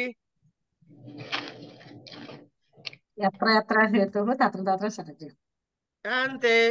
ఇప్పుడు వ్యాప్తి అన్నప్పుడు వ్యాప్యము వ్యాపకము అన్నప్పుడు ఆ మాటలు మార్చి చెప్పండి. ఎత్ర ఎత్ర వ్యాప్యము తత్ర తత్ర వ్యాపకం. అంతే. ఇప్పుడు ఏంటి మీకు తెలియని విషయం అన్ని తెలుసుకున్నాను, నేను నేర్పిస్తాను ఇట్లా అదన్నమాట. కనుక సాధ్యముతో అవినాభావ సంబంధం కలిగిన హేతువు పక్షమునందు ఉన్నందున ఆ పరామర్శతో పక్షమునందు సాధ్యము ఉండి తీరుతుంది. అని నిశ్చయము. ఎంత టెక్నికల్ గా చెప్పానో ఏమీ లేదు. ఇక్కడ నిప్పు ఉంది, ఇక్కడ పొగ ఉంది కాబట్టి అక్కడ కూడా నిప్పు ఉంది, పొగ ఉంది కాబట్టి నిప్పు ఉందిరా అని చెప్పాం. అంతేనా? అంటే ఒక స్టేట్మెంట్ ని జనరలైజ్ చేశాము. ఇప్పుడు తల్లి ఎవరైనా పట్టుకో, ఒక్కళ్ళు మాట్లాడండి నాతోటి. ఎవరు మాట్లాడతారు?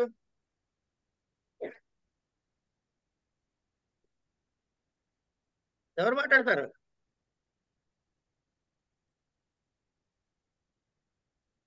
నేను అందరూ వెళ్ళిపోయారా? ఎవరో ఒకటి పేరు చెప్పండి, నేను అనండి.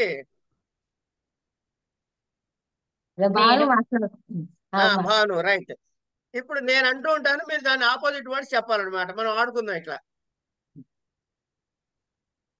ఏమా రెడీయా? రైట్. ఏమిటది అంటే అగ్నితో అవినాభావ సంబంధము గల పొగ. అగ్నితో అవినాభావ సంబంధం లేని పొగ.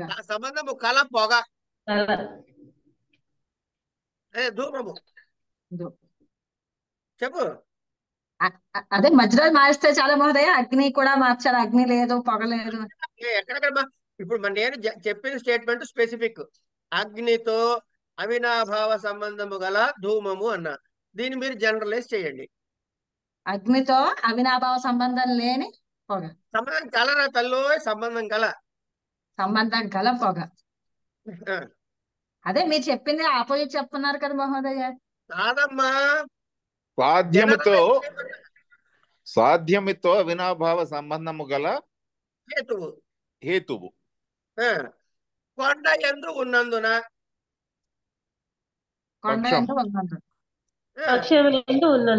పక్షమునందు ఉన్నందున దాన్ని పరామర్శించి అంటే సమీక్షించి. ఏమండి? కొండ యందు పక్షమునందు అగ్ని ఉంది, సాధ్యం ఉంది అని నిశ్చయము. అని నిశ్చయం. ఇక్కడ మార్కెట్కి ఏం లేదు. అని నిశ్చయం అనేయండి. అని నిశ్చయము అంటే ఏమైందనమాట? నిప్పుతో అవినాభావ సంబంధము గల పొగ ధూమమును పక్షము కొండమునందు ఉన్నందున పరామర్శతో కొండయందు అగ్ని ఉండి తీరుతుంది అని నిశ్చయము. ఇది స్టేట్మెంటే కదా. దీన్ని మార్చేస్తే సాధ్యమును అవినాభావ సంబంధము గల హేతువు పక్షమునందు ఉన్నందున పరామర్శతో కొండయందు అగ్ని ఉండి తీరుతుంది అని నిశ్చయము. ఏమన్నా అందరూ తప్పుందా ఇందులో? ఈ కలిగిన జ్ఞానానికి ఏం పేరు పెట్టుకుందాం? అనుమితి. అంతే. ఇప్పుడు ఇంతకీ ఈ నిప్పు అన్నది ఏ కొండ మీదైనా ఉంటుందా?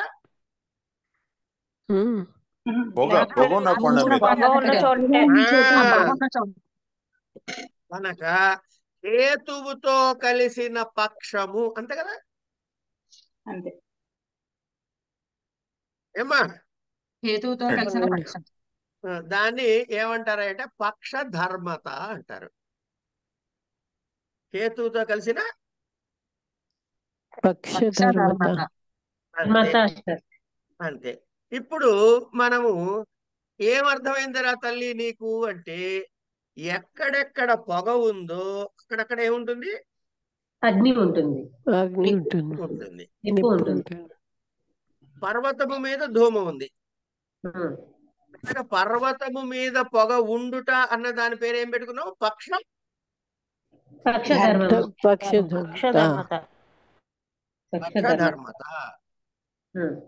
సాధ్యము. సరే, హేతువుకి ఇంకో పేరేం పెట్టావు? వ్యాప్యము. అగ్నికి ఏం పేరు పెట్టావు? వ్యాపకము. వీటి రెండిటికి ఉన్న అవినాభావ సంబంధానికి ఏం పేరు పెట్టావు? వ్యాప్తి. ఈ రెండిటికి అవినాభ సంబంధం ఉన్నది అనే నీకు కలిగిన జ్ఞానానికి ఏమనొచ్చు? వ్యాప్తి. జ్ఞానం. అంటే వ్యాప్తి జ్ఞానము. పక్షము అంటే ఏమిటి? పర్వతం మీద. పర్వతము. పక్షం పర్వతం. పక్ష ధర్మత అంటే పొగ ఉన్న పర్వతము. ఏమండి ఇక్కడ నిప్పు ఉందా లేదా అని కదా మరి డౌట్. కనుక సాధ్యము ఎక్కడైతే సందిగ్ధంగా ఉందో అది పక్షము. ఇక్కడ నిప్పు ఉందా లేదా అని కదా మన డౌట్. దాని పక్షం అన్నాం. ఇప్పుడు దీనికి ఉదాహరణ చెబుతాం మనం. పక్షము అంటే ఏమిటండి? సాధ్యము ఎక్కడైతే సందిగ్ధంగా ఉందో. సాధ్యము ఎక్కడైతే సందిగ్ధంగా ఉందో అది పక్షం. ఓకే. అక్కడ ఏం సాధిస్తున్నారు మీరు? నిప్పును సాధిస్తున్నారు. ఏమండి అలాంటి ఈక్వల్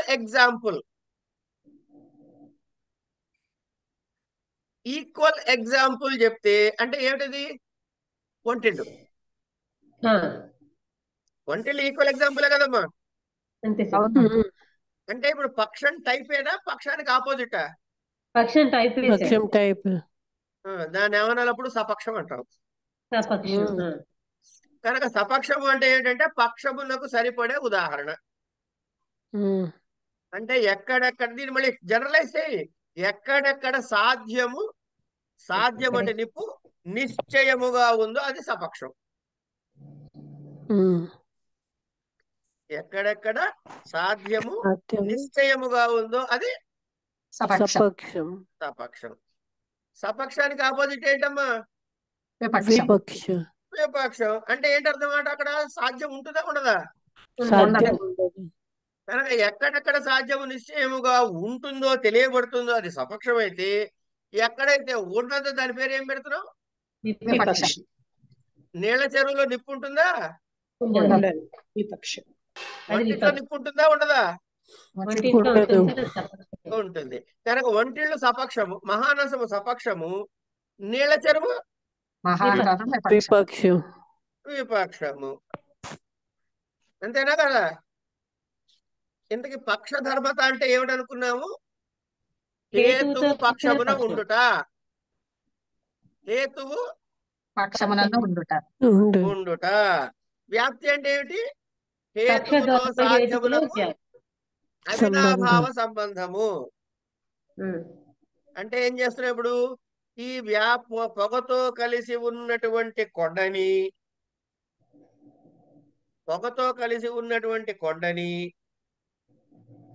హేతువుతో సాధ్యానికి ఉన్న అవినాభావ సంబంధాన్ని, అంతే కదండి? హేతువుతో సాధ్యానికి ఉన్న అవినాభావ సంబంధం రెండిట్లో ప్రూవ్ అయిపోయింది. ఈ సంబంధాన్ని, అవినాభావ సంబంధాన్ని ఈ పక్ష ధర్మత, ఇక్కడ పొగ ఉండటము అనే ఒక పార్ట్ ఉండటాన్ని కలిపి చదివితే పరామర్శ అంటారు.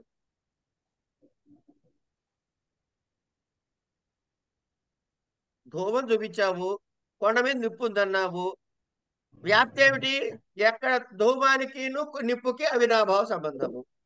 అంటే హేతు ఈ జ్ఞానాన్ని పట్టుకుని, ఈ వ్యాప్తి జ్ఞానాన్ని పట్టుకుని ఎక్కడెక్కడ ధూముడు అక్కడ సంబంధం తెలుసుకుని, ఇక్కడ పక్ష ధర్మత ఏమిటి? ధూమం ఉన్న కొండ, ఆ పక్ష ధర్మత కలిపి చదవటం అన్నది అయితే పరామర్శ జ్ఞానం. పరామర్శ లేక లింగ పరామర్శ అంటారు. ఇప్పుడు ఏం కలిగింది నీకు? అనుమితి జ్ఞానం కలిగింది. ఓహో పర్వతో వన్యమా తెలియదు. ఇది క్లియర్ గా అర్థమైందా కాలేదా? అర్థమైందా కాలేదా? అయిందండి, క్లియర్. రైట్. ఇప్పుడు నేను వెళ్తూ నేను ఒక్క ఏమా పరామర్శ అంటే అనుమితి జ్ఞానం అన్నట్ల అది ఒకటి కాదు. అనుమితి జ్ఞానానికి ముందు స్టెప్ హేతు జ్ఞానం కోసం చేసేది పరామర్శ అని చెప్పచ్చు అండి. అలాగే మా కొండ మీద నువ్వేం చూసావు తల్లి? పొగ చూసాం. అది పట్టుకో, ఒకసారి పట్టుకో, పొగని పట్టుకోట్లా. వ్యాప్తి ఏమిటి? వ్యాప్తి జ్ఞానం ఏంటి? నీకున్న వ్యాప్తి జ్ఞానము అంటే నిప్పు పొగ. పొగ ఉన్న చోటల్లా నిప్పు ఉంటుంది అన్నది నీ వ్యాప్తి జ్ఞానం. పొగ ఉన్న చోటల్లా నిప్పు ఉంటుంది. పొగ ఉన్న హేతు చోట ఉన్న నిప్పు ఉంటుంది. చోటల్లా హేతు సాధ్యం ఉన్న చోట ఉంటుంది. సాధ్యం ఉంటుంది. సాధ్యం ఉంటుంది. నీ కొండ మీద ఏముంది? పక్షధర్మతలో ఏముంది? హేతు పొగ కారణం సాధ్యం కావాలి ఇప్పుడు నీకు, ఆ, కానీ హేతు మాత్రమే ఉంది. హేతు మాత్రమే ఉంది. ఇక్కడ హేతువు సాధ్యము రెండూ ఉన్నాయి, తప్పకుండా ఉండి తీరతాయి అని తెలుసు. ఇక్కడ హేతు ఉంది కనుక సాధ్యం ఉన్నట లేనట. ఉన్నట్టు ఉంది. కనుక ఈ రెండు కలిపి చదువుకునే ప్రాసెస్ ని పరామర్శ పరామర్శ అంటారు. వెంటనే నీకేం తెలిసిపోయింది? కొండ మీద కూడా నిప్పు ఉందని జ్ఞానం కలిగింది. అంటే ఎందుకు? ఈ వ్యాప్య రెండింటికి వ్యాపక అవినాభావ సంబంధము, వ్యాప్య వ్యాపక అవినాభావ అవినాభావ సంబంధాన్ని వ్యాప్తి అంటాం. అంతేనా? అంటే ఒక వాక్యంలో చెప్పాలంటే ఎలా చెప్తాం గురుగారు? ఇప్పుడు మీరే చెప్పండి, నేను పరామర్శ చెప్పను. వ్యాప్య వ్యాపక వ్యాప్తి. అంతే. వ్యాప్తి వ్యాపక అవినాభావ సంబంధము వ్యాప్తి. ఏం పరామర్శ పనులు చేస్తారా? అన్నాడు. ఎవరు? పరామర్శ అనేది ఒక పేరు వాక్యం. దొరుకు.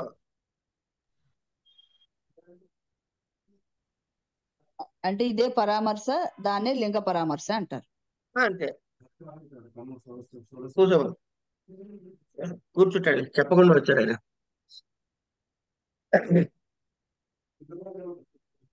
ఓకేనమ్మా? ఇప్పుడు వ్యాప్తి వ్యాపకము అంటే ఏమిటి? వ్యాపకము అంటే హేతువు.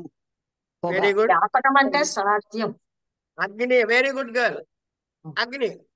వ్యాప్తి అంటే వ్యాప్యము అంటే వ్యాప్యము అంటే హేతు అండి. హేతు. హేతు. ఈ రెండు ఒకే చోట అవినాభావ సంబంధం అంటే కలిసే ఉంటాయి కదా, ఒక చోట కలిసి ఒకే చోట ఉంటాయి కదా. అవును మహోదయ్. ఒకే చోట ఉండటానికి మనం చెప్పుకునే పేరేమిటి?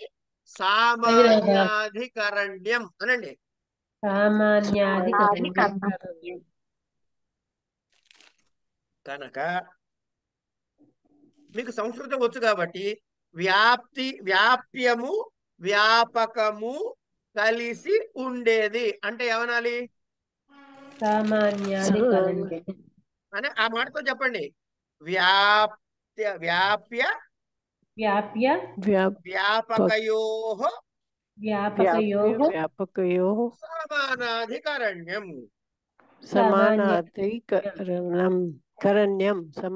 వ్యాప్తి అని వ్యాపకము వ్యాప్యము పేర్లు మార్చేయండి. వ్యాప్యము ఏమిటది? హేతు.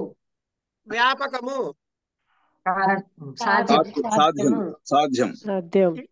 వాక్యం హేతు సాధ్యయోః సామాన్యాధికరణం. సమానాధికరణ్యం అయిపోయింది కదా. ఇంకేమైనా పంచాయతీ ఉందా ఇక్కడ? మనకి ఏం లేదు. ఇప్పుడు కొండ మీద నిప్పు చూసి నేను వెళ్తూ అరే పొగొస్తుంది అని నిప్పుందిరా బాబు నా అంతటా నేను అనుకుంటే అనుమానం స్వార్థ అనుమానం. అంటే నాకే తెలిసింది. పక్కడు బుధం మీద వేసి ఎంట్రా ఇట్లుంది బావా అంటే ఇట్లా ఉందిరా మావా అని వీడు చెప్పాడంటే అది పరార్థము. అంతే కదా? తెలిపోయినా గొడవలు ఉన్నాయి మనకి. సో పంచావయ వాక్యం అంటే తెలిసిందా? ఇప్పుడు అమ్మా ఇప్పుడు టైం 9:55 అయింది. అంటే ఇంకొక 5 నిమిషాలు టైం ఉంది మనకి. రేపు నేను క్లాసు చెప్పలేను, ఎందుకంటే రేపు నాకు వేరే ప్రోగ్రాం ఉంది. పొద్దున్నే మా చిన్నపిల్లల స్కూలు, మా 10వ క్లాస్ స్కూల్ తాలూకు ఆలుమ్ని మీట్ ఉంది. ఇవాళ ఇంకొక పావు గంట 20 నిమిషాలు కూర్చోగలరు అంటే చెప్పేసేసుకుందాం రేపటి పాఠం కూడా. అనుమాన ప్రమాణం వరకు పూర్తి చెప్పేస్తా, లేదంటే పై సైడ్ వరకు చెప్పుకోవాలి. మీ ఇష్టం, చెప్పండి ఏం చేయమంటారు. నాకైతే ఇబ్బంది లేదు సార్. చెప్పండి, కంప్లీట్ చేయండి. అది ఇబ్బంది లేని వాడు చెప్పద్దు, ఇబ్బంది ఎవరికైనా ఉంటే వాడు మాత్రం చెప్పండి. రైట్, చెప్పేసుకుందాం. సో ఇప్పుడు మనము ఏం లేదండి, ఇదంతా మనకి జనరల్ గా తెలిసిన విషయాన్ని మనం దాన్ని సిస్టమటైజ్ చేస్తున్నామండి, అంత మించి ఇంకేం చేయట్లే. అండ్ ఈ సిస్టమటైజ్ చేసినప్పుడు మైన్యూట్ గ్యాప్స్ కూడా అబ్జర్వ్ చేస్తున్నాం. నిప్పు ఉన్న చోట పొగ ఉంటుంది, నిప్పుని తీసేయి పొగని తీసేయి, నిప్పుని తీసేసి అవుతుంది సాధ్యం ఉన్న చోటల్లా హేతు ఉంటుంది. అలా కన్నా హేతు ఉన్న చోటల్లా సాధ్యం ఉంటుంది. ఎందుకు హేతు ముందు ఎందుకు చెప్పాము అంటే అది నీకు కనపడుతుంది కాబట్టి. సాధ్యము కనపడలేదు, సాధించాలి దాన్ని. ఎట్లా సాధిస్తామంటే దీనివల్ల సాధిస్తున్నావు కనుక దీన్ని హేతు అన్నావు. కనుక హేతువుకి సాధ్యానికి ఉండే కంపల్సరీగా ఇండివిజబుల్, ఇన్సపరబుల్, అవినాభావ. అవినాభావం అంటే వినాభావము అవినాభావము కలిసి ఉండుట, వీడకుండా ఉండుట. అవినాభావ సంబంధము, దాని పేరేం పెట్టుకున్నావు? వ్యాప్తి అన్నావు. అంతేనా కదా? ఇప్పుడు దీన్ని ఎన్ని మార్చి చెప్పొచ్చు అంటే అది వ్యాప్తి జ్ఞానం కలిగింది అంటున్నాను కదా. కనుక నిప్పుకి పొగకి నిప్పుకి అవినాభావ సంబంధము వ్యాప్తి. ఏమండి? హేతువుకి సాధ్యానికి అవినాభావ సంబంధం వ్యాప్తి. వ్యాప్యమునకు వ్యాపకమునకు అవినాభావ సంబంధం వ్యాప్తి. ఒకే విషయాన్ని 3 రకాలుగా చెప్పాను. అంతేనా? ఇది క్లియర్ అయింది అక్కడికి. ఇప్పుడు అరే ఇక్కడ నిప్పు ఉందో నీకు ఎక్కడ తెలిసింది అంటే పొగ వల్ల తెలిసింది. అట్లాగే నిప్పు లేదని ఎట్ట తెలిసింది నీకు? నిప్పు లేదు అని ఎట్ట తెలిసింది? పొగ లేకపోవడం వల్ల. అదే పొగ లేని చోట అంటే ఇప్పుడు ఏంటి? పొగ ఉన్న చోట నిప్పు ఉండుట. పొగ ఉన్న చోట నిప్పు ఉండుట. ఎత్ర ఎత్ర హేతు. చెప్పండి. ఎత్ర ఎత్ర హేతు ఎత్ర ఎత్ర తత్ర హేతుః సాధ్యం. అంతే. అంతేనా? ఇది ఒక స్టేట్మెంట్. దీని ఏమంటారు? వ్యాప్తి వాక్యం అంటావా లేదా? అవును. వ్యాప్తి వాక్యం చెప్పమంటే ఎత్ర హేతు తత్ర సాధ్యం, ఎత్ర ధూమః తత్ర అగ్ని అగ్నిః, ఎత్ర వ్యాప్యం తత్ర వ్యాపకం. వ్యాపకం. దీన్ని అన్వయ వ్యాప్తి అంటారు.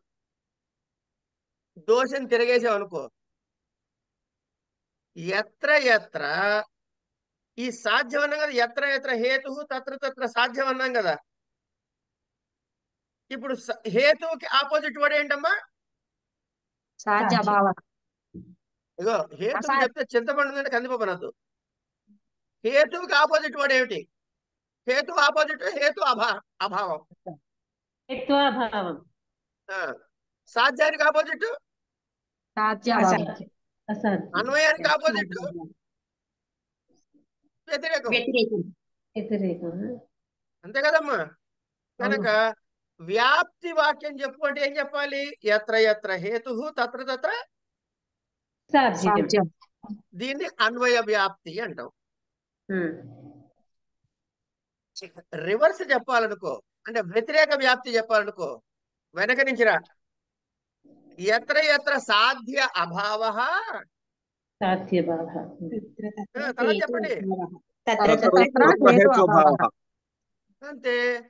ఎత్ర ఎత్ర సాధ్య అభావ, ఎక్కడెక్కడైతే నిప్పు ఉండదో అక్కడక్కడ పొగ కూడా ఉండదు. అర్థమైందా? ఎక్కడెక్కడైతే నిప్పు లేదో అక్కడ పొగ కూడా ఉండదు. నీళ్లలో చూడరా నాయన, నిప్పు లేదు. నీకు ఎప్పుడైనా నీళ్ళ మీద పొగ కనపడిందా? కనపడలేదండి. కనుక నీళ్ల మీద పొగ లేదు, నిప్పు లేదు కాబట్టి పొగ కూడా లేదు. ఇది ఒక స్టేట్మెంట్. ఎత్ర ఎత్ర సాధ్యము అభావము, అక్కడక్కడ హేతువు కూడా అభావము. ఇప్పుడు దీన్ని 3వ స్టేట్మెంట్ ఎవరు చెబుతారు? ఎత్రేత్ర వ్యాపకము అభావము తత్ర తత్ర వ్యాపకాభావనమ్మా. వ్యాపకాభావం. కరెక్ట్ గా చెప్పారు మీరు. అంతే. తత్ర వ్యాప్య భావ, తత్ర వ్యాప్య భావ. అంతే. దీన్ని ఏం పేరు పెట్టుకుందాం? వ్యతిరేక వ్యాప్తి వాక్యం. వ్యతిరేక వ్యాప్తి వాక్యం. అన్వయ వ్యాప్తి, వ్యతిరేక వ్యాప్తి అంటున్నాం కదా. ఎందుకు భానుగారు కన్ఫ్యూజన్ లో ఉన్నారు? అదే మీరు పెట్టిన వీడియోలో దానికి దీని కూడా వ్యాప్తి వాక్యము ఎత్ర ఎత్ర వ్యాప్య తత్ర తత్ర వ్యాపకం అనే పెట్టారు మహోదయ. ఒక తీస్తారు కదా మీ టేబుల్లో. అవును. అంటే ఇప్పుడు అక్కడ అదే ఇక్కడ కూడా చెప్తున్నా. వాక్యం అంతేనా, మనం ఆ భావం అన్నది మార్చుకోవాలి హేతువులోకి. అది అప్పుడు వ్యతిరేక వ్యాప్తి కింద ఉంటుంది చూడండి. వ్యతిరేక వ్యాప్తి దగ్గర కూడా ఎత్ర ఎత్ర వ్యాప్యం తత్ర తత్ర వ్యాపకం అనే పెట్టారు మహోదయ మీరు. నేను అట్లా పెట్టి ఉండకపోవచ్చు, చూద్దాం, చెబుదాం. మీరు చూడండి ఒకసారి. వ్యతిరేక వ్యాప్తి దగ్గర ఎత్ర ఎత్ర స్వాధ్యాభావ తత్ర తత్ర హేత్వాభావ యథా అది అని పెట్టారు ఉంటుంది. మహోదయ. అది అలాగే పెట్టారు. సాధ్యము అది అలాగే పెట్టారు. కింద వ్యాపం వ్యాపకం దగ్గర మటుకు అభావం అన్నది పెట్టలేదు మహోదయ. నేను ఒక స్క్రీన్ షాట్ తీసి పెట్టకపోతే రాష్ట్రాలు అసలు వాక్యం తప్పు వాక్యంగా పెట్టలే కదా, దాన్ని రివర్స్ వాక్యం పెట్టలేదు అంటున్నారు, అంతే కదా. ఆ మీరు పెట్టుకోండి ఇప్పుడు.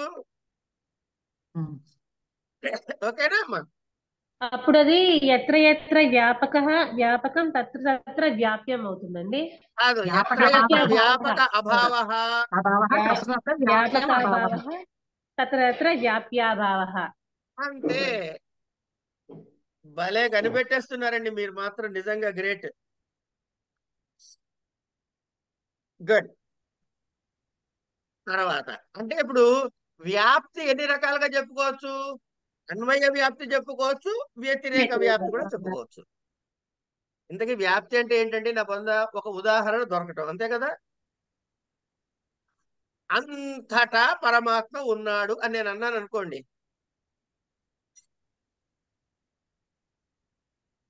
ఇది అన్వయ వ్యాప్త, వ్యతిరేక వ్యాప్త? అన్వయ వ్యాప్తి, అన్వయ వ్యాప్తి. ఇప్పుడు మీరు దీనికి ఆపోజిట్ వ్యతిరేక వ్యాప్తి చూపించాలంటే ఏం చూపించాలి?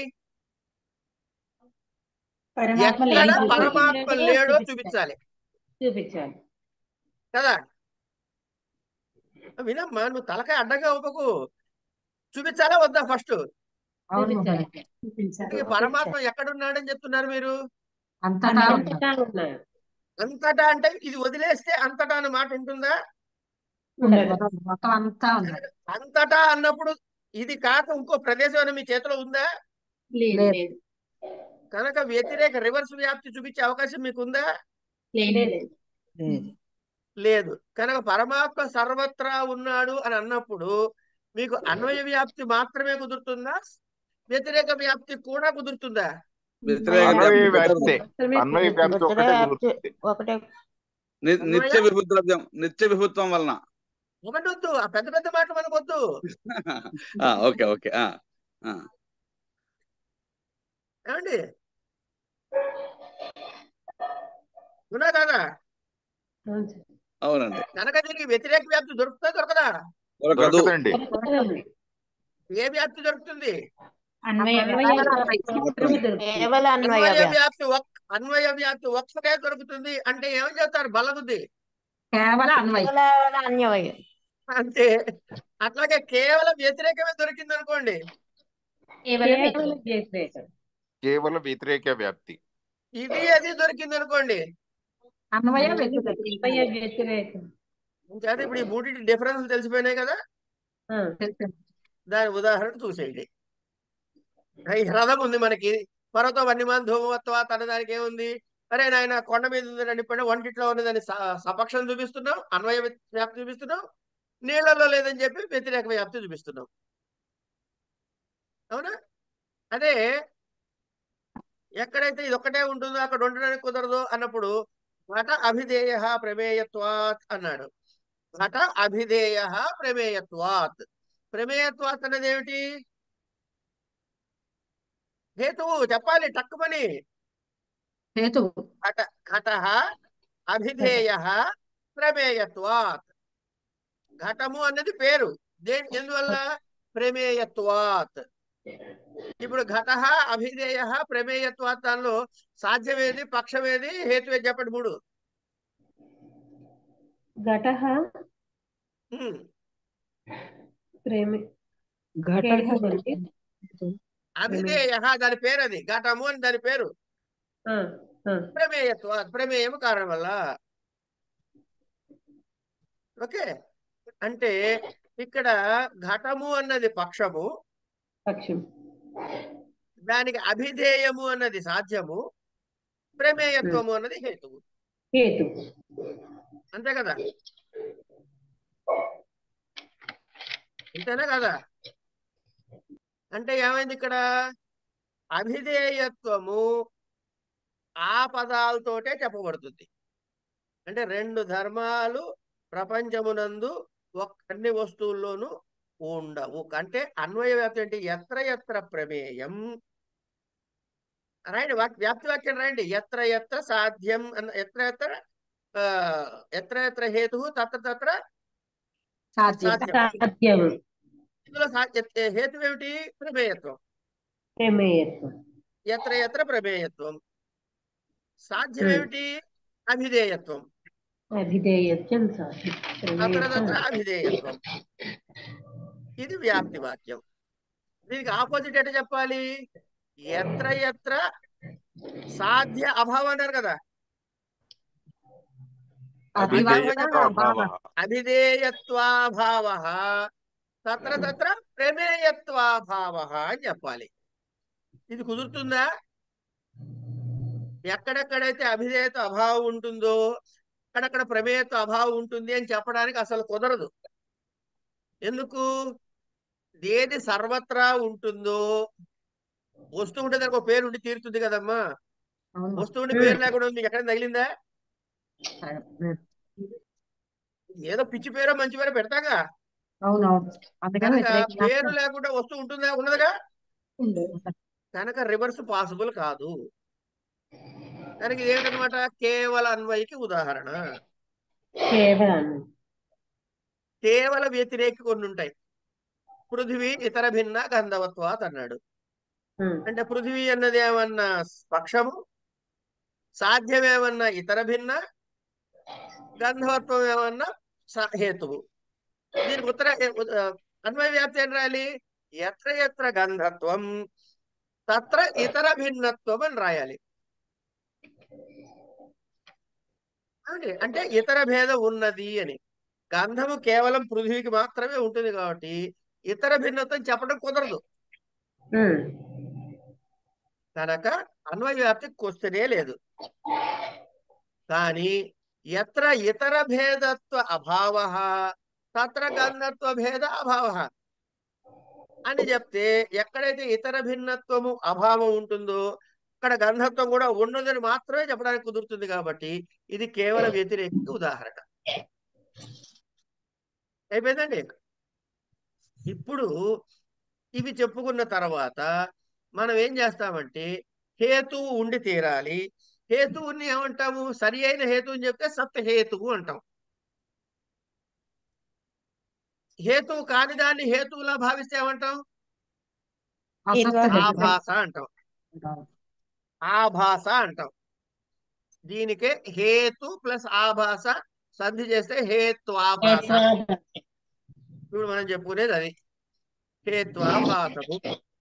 ఏమండి? సత్హేతుకి లక్షణాలు ఏమిటి అంటే 5 చెప్పారండి. 5 ఏమిటయ్యా అంటే, పక్షములో అది ఉండి తీరాలి. ఏమండి? పక్షములో అది ఉండి తీరాలి. పక్షములో ఉంటూ ఇంకా ఎక్కడైనా కూడా ఉందనుకోండి, అది పక్షసత్వం అంటావా? ఇప్పుడు సద్హేతు గురించి చెబుతున్నామ్మా. పక్షములో మాత్రమే ఉండుట, ఇది సద్హేతువు. పక్షములో ఉంటూ ఇంకా ఇతరత్రా కూడా ఉన్నట్లయితే అది హేతు అవుతుందా? హేత్వాభాస అవుతుందా?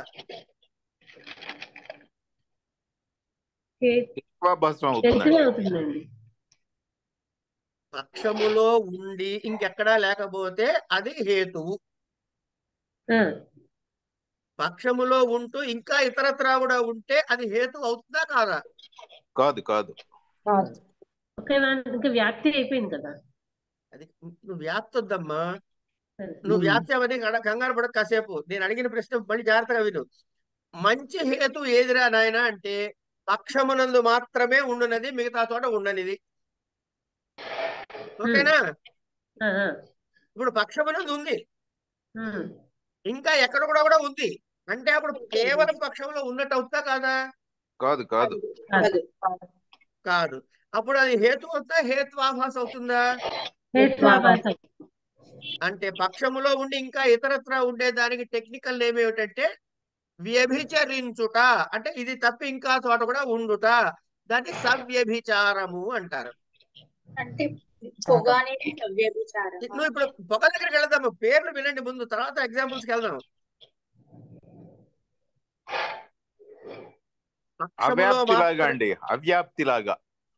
అవ్యాప్తి అతివ్యాప్తి అన్నారు కదండి. ఆ అతివ్యాప్తికే సవ్యభిచారము అన్నాం. ఓకేనా? అతివ్యాప్తి అవ్యాప్తి కరెక్ట్. అతివ్యాప్తి ఈజ్ ఈక్వల్ టు సవ్యభిచారం అనుకోండి. ఏమండి ఇప్పుడు ఈ పక్షములో సత్వము అంటే ఉండుట అనే లక్షణం ఉంది కదా, అది పక్షములో ఉండి తీరాలి కదా. సపక్షంలో ఉండాలా వద్దా? ఈ ఈ పక్ష ధర్మత సపక్షంలో ఉండాలా వద్దా? ఉండాలండి. ఉంటే అది సద్హేతు అవుతుందా కాదా? అవుతుంది. కనుక సపక్షములో ఉండేది ఒకవేళ లేదనుకోండి, అప్పుడు అది హేతు అవుతుందా, హేత్వాభాస అవుతుందా? హేత్వాభాస అవుతుంది.